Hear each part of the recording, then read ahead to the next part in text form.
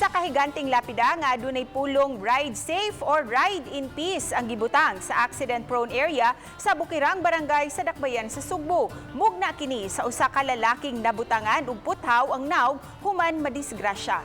Ani ang report. Sa Corbanahon dapit sa Mountain Barangay sa Busay, kanunay adunay mahitabo nga aksidente. Ilabi na ang mga nagmaniho og motor nga misangpot sa kamatayon. Busa isip pagpahinomdom, usa ka higanting lapida ang giugbok sa kilid sa karsada nga naghatag og kapilian sa mga motorista, ang Ride Safe o Ride in Peace. Kung dili magmatngon aw, mobiyahe gyud sa kalinaw. Inisyatiba kini sa usa ka bataan o negosyante nga si Cyril Velasco. Kinsa nakasinati og aksidente kaniadto nga diryot makakutlo sa iyang kinabuhi. Gihangop kini sa Highway Patrol Group 7 sa mga opisyal sa barangay ug mismo sa grupo sa mga motorista. Sama sa sigarilyo na makita nato sa kaha, gibutang diha unsay epekto sa panigarilyo.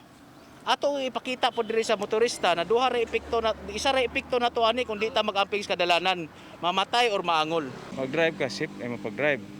Kung reckless ka mag-drive, road pace, meaning pahuway ka sa dayon sa kalsada. Hinaot ko nga tungod ani matngo na sila kay aron minus ang disgrasya kay ang atong kinabuhi usara baya. No atong ampingan.